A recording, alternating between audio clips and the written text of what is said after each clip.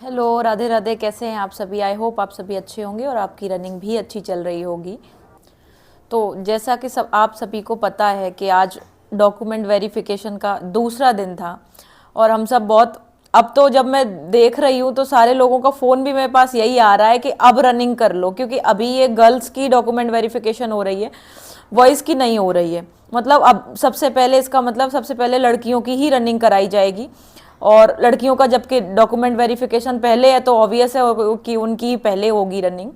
इस वजह से अब और डर लग रहा है हम लोगों को कि डॉक्यूमेंट वेरिफिकेशन तो चलो ठीक था, लेकिन अब रनिंग कैसे इम्प्रूव करें, क्योंकि सारे लोग बोल रहे हैं कि जनवरी 3rd वीक में हमारी रनिंग हो जाएगी।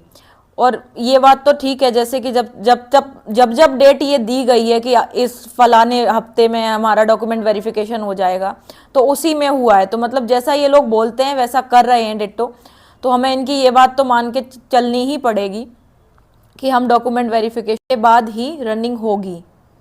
अब रनिंग के अलावा अब इसका भी डर लग रहा है कि डॉक्यूमेंट वेरिफिकेशन में बहुत कम बच्चे फेल हो रहे हैं।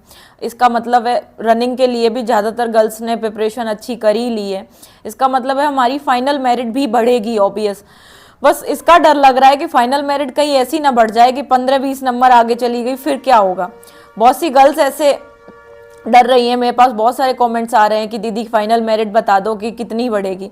देखिए, ऐसा मुझे खास कुछ अनुमान तो नहीं है, बट मैं इतना कहूँगी कि गर्ल्स की अगर बढ़ना चाहेगी तो 4 या 5 नंबर मेरिट बढ़ सकती है, और बॉयज़ की कम बढ़ने के अनुमान मैं लगा रही हूँ, इसलिए क्योंकि बॉयज़ 2.5 गुना बुलाए गए हैं और गर्ल्स 4.5 गुने बुलाई गई हैं। इसका मतलब है बॉयज़ तो रनिंग कर भी लेते हैं और नहीं भी कर पाएंगे, लेकिन वो तो 2.5 गुना ही बुलाए गए हैं ना। हम लोगों को तो 4.5 गुना बुलाया गया है, प्लस हमारी रनिंग भी पहले होगी। अब पता नहीं नॉर्मलाइजेशन कितना मिला होगा, अभी किसी को रिजल्ट भी तो नहीं पता है। तो आप सब रनिंग अच्छे से करते रहिए। देखो ऐसा है, पता नहीं नॉर्मलाइजेशन हमें कितना मिला है, किसी को ज़्यादा मिल गया, किसी को कम मिल गया, कुछ पता नहीं है अभी। जब हम रनिंग नहीं करेंगे तो फिर ऐसा हो जाएगा, हम अभी से सोचने लग जाएंगे कि हमारा नहीं होगा क्योंकि फाइनल मेरिट बढ़ेगी। अभी फाइनल मेरिट किसी को नहीं पता है। हम यूट्यूब पे देखते हैं, बहुत सारी वीडियोज़ हैं कि फाइनल मेरिट 15 नंबर बढ़ेगी, 20 नंबर बढ़ेगी। इसका कुछ नहीं कहा जा सकता फाइनल मेरिट कितनी बढ़ेगी, बट इतना कहा जा सकता है कि फाइनल मेरिट तो बढ़ेगी। 1-2 नंबर बढ़ सकती है, इससे ज़्यादा नहीं बढ़ सकती। 4-5 नंबर बढ़ जाएगी यार। ऐसा थोड़ी होगा कि फाइनल मेरिट इतनी बढ़ जाएगी कि हम लोग रनिंग ही ना करें। इतना तो डिमोटिवेट नहीं होंगे ना, रनिंग तो करते ही रहें, क्योंकि रनिंग ज़्यादा कंपलसरी। और अब तो इतना ऐसा डर लग रहा है कि रनिंग तो अब 100% बहुत जल्दी होने वाली है। जनवरी 3rd वीक में रनिंग हो ही जाएगी हमारी। और डॉक्यूमेंट वेरिफिकेशन में बहुत से बच्चों का ये डाउट था कि निवास प्रमाण पत्र ये लोग पहले का मान रहे हैं या नहीं मान रहे। देखो, निवास प्रमाण पत्र का इतना इशू नहीं है, वो निवास प्रमाण पत्र तो पहले का चल भी जाता है, लेकिन कास्ट सर्टिफिकेट का डेट जरूर देख रहे हैं, जो 1 अप्रैल 2023 के बाद का बना होना चाहिए और फॉर्म भरने की लास्ट डेट से पहले का होना चाहिए। यही एक अंतराल देख रहे हैं टाइम का। और वैसे ज़्यादा डॉक्यूमेंट्स इतना वो चेक भी नहीं कर रहे हैं। किसी का कुमारी की प्रॉब्लम है, किसी की बीच में स्पेस है, ये सारे कोई भी इशू नहीं है जितना आप लोग डर रहे हो। और एफिडेविट भी इतना कंपलसरी नहीं है सबको ले जाना, जैसे हम सब डर रहे हैं कि एफिडेविट जरूरी है। एफिडेविट तो तब बनवाओगे जब कोई एरर होगा। और कुमारी और स्पेस का तो वो लोग एरर नहीं मान रहे हैं, वो लोग बहुत बस नाम और स्पेलिंग देख रहे हैं अपनी, और 10th की मार्कशीट से, आधार कार्ड से अपना स्पेलिंग मैच करके आराम से वो देख ले रहे हैं। कोई इशू नहीं है और इतना कोऑपरेटिव लोग हैं, कोई इशू नहीं कर रहे हैं। आराम से हम लोगों की 10 फिंगर वेरिफिकेशन करा लेते हैं, हम लगवा लेते हैं, आधार कार्ड से एंट्री हो जाती है और फील्ड में बिठा दिया जाता है। फ़ोन अलाउड नहीं है अंदर, और हमारे पेरेंट्स में से किसी एक पेरेंट्स को हम अंदर ले जा सकते हैं। जैसा ऐसा लग रहा था कि पेरेंट्स नहीं जाएंगे, पेरेंट्स जा सकते हैं, बट एक पेरेंट्स, और वहाँ पे पेरेंट्स के बैठने की जगह भी, कुर्सियाँ भी उन लोगों ने अच्छे से अरेंज कर रखी हैं। पेरेंट्स जा सकते हैं अंदर, क्योंकि हम लोगों का इतना लगेज होता है, थोड़ा बहुत तो डॉक्यूमेंट्स तो होते ही हैं। बहुत से बच्चों का ये भी डाउट था कि जीरोक्स कॉपी के कितने सेट ले जाने, डॉक्यूमेंट्स के कितने सेट ले जाने।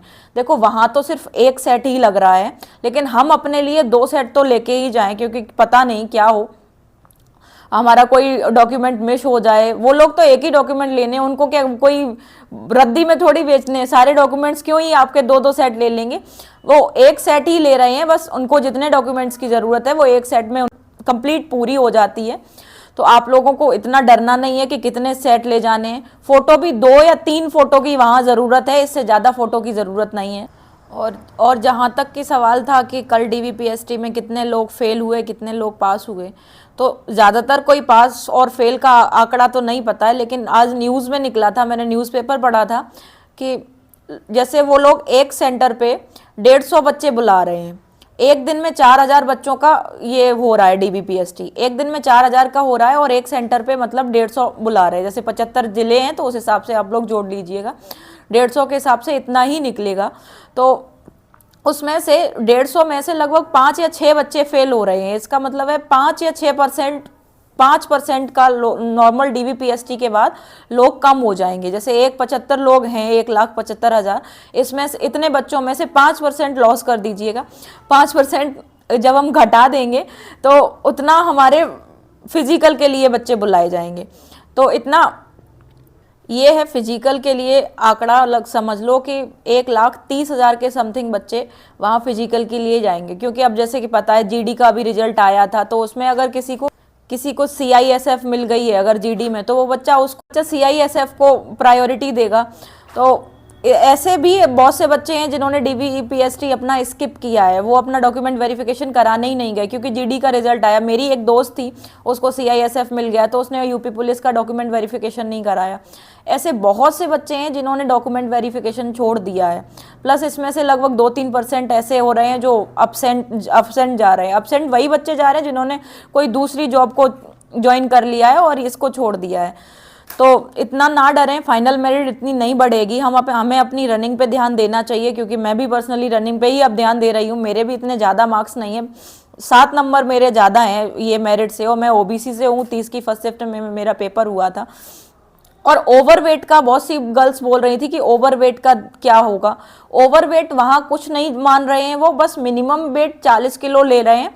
ओवरवेट का कोई सिनेरियो नहीं है, ना ओवरवेट में कोई भी अभी तक निकला है, जहाँ तक मेरा अनुमान है। मैं कल गई भी थी वहाँ पे, ओवरवेट मुझसे मोटी मोटी गर्ल्स थी, कोई भी नहीं निकली ओवरवेट में। और ऐसा भी नहीं है कि जैसे अभी वो लोग डॉक्यूमेंट वेरिफिकेशन कर लेते हैं, फिर आपको बैठने के लिए नहीं बोलते हैं कि आप बैठ लो, बस ये बोलते हैं कि 4 बजे लिस्ट लगेगी, वो देख लेना। नहीं तो अगर जो भी बच्चा फेल हो जाता है डॉक्यूमेंट वेरिफिकेशन में, उसको बोल देते हैं कि आप देखो रिजेक्टेड हो, आप पास नहीं हुए हो।